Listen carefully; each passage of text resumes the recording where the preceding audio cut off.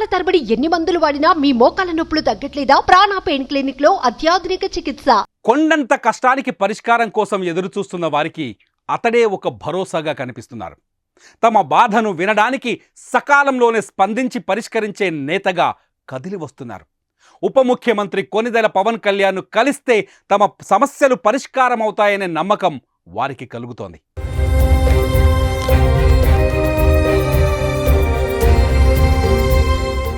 Deputy CM camp ఆఫీస్కు వెళ్లే వారంతా భరోసాతో వెళ్తున్నారు.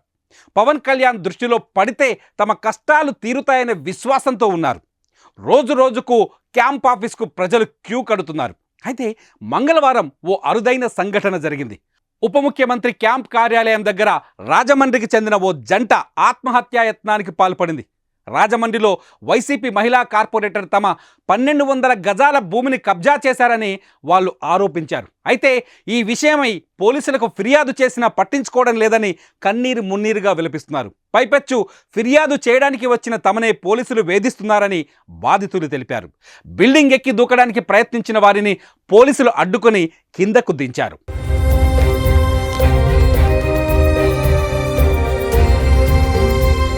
కేవలం పవన్ కళ్యాణ్ దగ్గరకు వస్తే ఇలాంటి తమ సమస్యలు పరిష్కారం అవుతాయనే నమ్మకం ఇప్పుడు ప్రజల్లో కనిపించింది. అందుకే ఈ జంట కూడా అక్కడ ఆత్మహత్యా యత్నానికి ప్రయత్నించి పవన్ కళ్యాణ్ దృష్టిలో పడడానికి, తమ బాధను తెలియజేయడానికి ప్రయత్నించింది.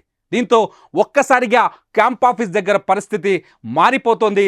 పవన్ కళ్యాణ్ చూస్తే చాలు మా సమస్యలు పరిష్కారం అవుతాయన్న భావన అక్కడికి వచ్చే వారిలో స్పష్టంగా కనిపిస్తోంది.